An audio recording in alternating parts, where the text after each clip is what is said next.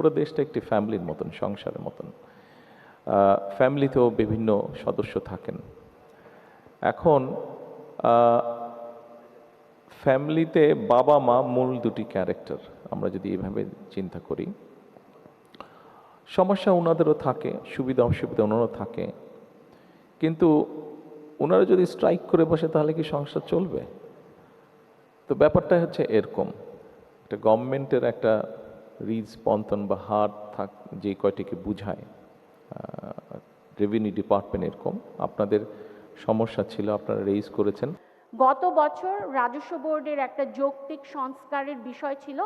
সেই বিষয় নিয়ে আমাদের রাজস্ব বোর্ডের অধীনস্থ মাঠ পর্যায়ে এবং রাজস্ব বোর্ডের কর্মকর্তা এবং কর্মচারীগণ যে একটা মানে আন্দোলন করেন, সেখানে মাননীয় প্রধানমন্ত্রী আপনি নিজেও আমাদের সপক্ষে বক্তব্য দিয়েছিলেন।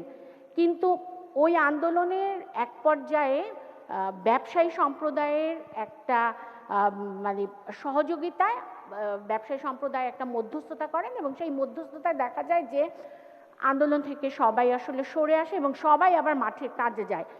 তখন একটা কথা কিন্তু আমাদেরকে আশ্বস্ত করা হয়েছিল যে কারো বিরুদ্ধে কখনো কোনো ব্যবস্থা নেওয়া হবে না, যাতে আমরা নির্ভয়ে কাজ করতে পারি। বাস্তবে সেটা হয়নি। বাস্তবে সেটা হয়নি। কি হলো, আমরা কাজে ফিরে গেলাম, কিন্তু আমাদের সবচেয়ে বেস্ট লট অফিসার্স যাদের আমরা বলি, সেই দক্ষ এবং যোগ্য অফিসারদের একটা বড় অংশকে শাস্তিমূলক ব্যবস্থার আওতায় আনা হলো। পদোন্নতি বঞ্চিত করা হলো, তাদেরকে সাময়িক বরখাস্ত করা হলো, বিভিন্ন মেয়াদে দণ্ড দেয়া হলো এবং দুদকে নাম প্রেরণ করা হলো।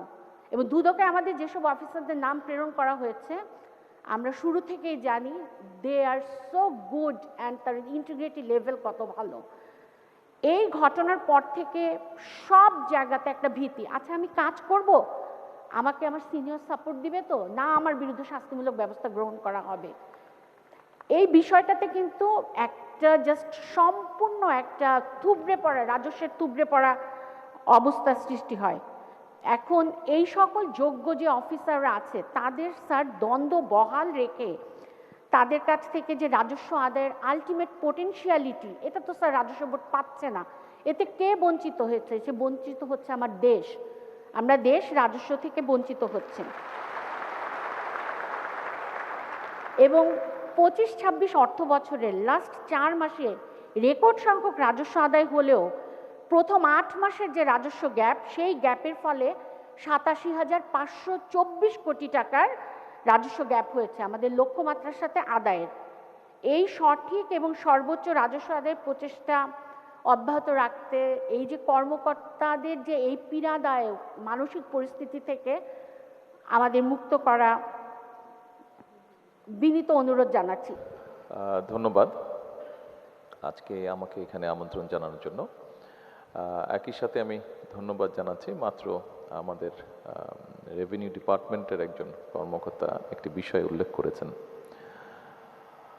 আমি জিজ্ঞেস করলাম অর্থমন্ত্রী এবং চেয়ারম্যান সাহেবকে, এনবিআর চেয়ারম্যানকে, যে বিষয়টি আমি চিন্তা করে রেখেছিলাম যে অ্যাড্রেস করব আমার বক্তব্যে, তবে যেহেতু বিষয়টি প্রথমেই সামনে আসলো, সেজন্য সংক্ষেপে আমার মনে হয় বিষয়টিকে আমরা অ্যাড্রেস করতে পারি এই মুহূর্তে। দেখুন, আমি এটি সকলের উদ্দেশ্যেই বলছি, বিশেষ করে এনবিআর এর যারা কর্মকর্তা আছেন এখানে সকলকে। একটি ঘটনা ঘটেছে, এটা আমরা সবাই জানি। আমাদের সরকারের যেটা মূল লক্ষ্য এবং উদ্দেশ্য হচ্ছে, আমি অতীতে পিছনে যেতে চাই না, সামনে যেতে চাই আমি, এবং সেজন্যই আমরা সকলকে নিয়ে সামনে বাড়তে চাই। আমাদেরকে যদি সামনে এগোতে হয় তাহলে আমাদেরকে সকলকে একত্রিত কাজ করতে হবে, একত্রে যেতে হবে। আপনি যেটা বক্তব্যটা যেটা বিষয়টা তুলে ধরলেন, এটাকে যদি কিছুটা একটা এক্সাম্পল দিয়ে বোঝানোর আমি চেষ্টা করতে পারি, সেটা হচ্ছে, দেখুন, সমস্যা তো থাকবেই। একটি দেশে বিভিন্ন শ্রেণীর মানুষ আছে, গভর্নমেন্টের বিভিন্ন মিনিস্ট্রি বা বিভিন্ন ডিপার্টমেন্টস আছে। স্বাভাবিকভাবে আমরা যেহেতু মানুষ, আমাদের বিভিন্ন রকম সুবিধা অসুবিধা থাকবেই। গভর্নমেন্টও বিভিন্ন রকম পলিসি নিবে, এবং পলিসিগুলা কম বেশি সবার স্বার্থ বিবেচনা করেই নিবে। তো এখন এই পুরো বিষয়টাকে যদি আমরা কিছুটা এইভাবে চিন্তা করার চেষ্টা করি, দেখুন একটি সংসারের মতন, পুরো দেশটা একটি ফ্যামিলির মতন, সংসারের মতন। ফ্যামিলিতেও বিভিন্ন সদস্য থাকেন। এখন ফ্যামিলিতে বাবা মা মূল দুটি ক্যারেক্টার, আমরা যদি এভাবে চিন্তা করি। সমস্যা ওনাদেরও থাকে, সুবিধা অসুবিধা ওনারও থাকে, কিন্তু ওনারা যদি স্ট্রাইক করে বসে তাহলে কি সংসার চলবে? তো ব্যাপারটা হচ্ছে এরকম, একটা গভর্নমেন্টের একটা রিজ পন্থন বা হার থাক, যে কয়টিকে বুঝায় রেভিনিউ ডিপার্টমেন্ট, এরকম আপনাদের সমস্যা ছিল, আপনারা রেইজ করেছেন।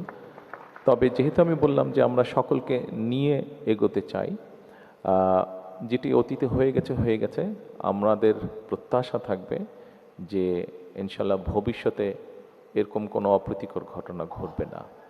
আপনারা যেটি চাইছেন সরকারের কাছে, সরকার অবশ্যই অত্যন্ত গুরুত্বের সাথে এটি বিবেচনা করবে, এবং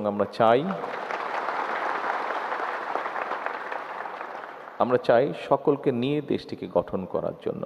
আমরা চাই যারা সৎ, যারা দক্ষ অফিসার্স আছেন, তাদেরকে আরও বেশি করে কাজ করার সুযোগ করে দিতে, তারা যাতে দেশের জন্য আরও বেশি কন্ট্রিবিউট করতে পারেন, এবং সেই কারণে যেই পরিবেশ তৈরি করা দরকার, সরকারের সর্বোচ্চ চেষ্টা থাকবে সেই পরিবেশটা তৈরি করা। ধন্যবাদ।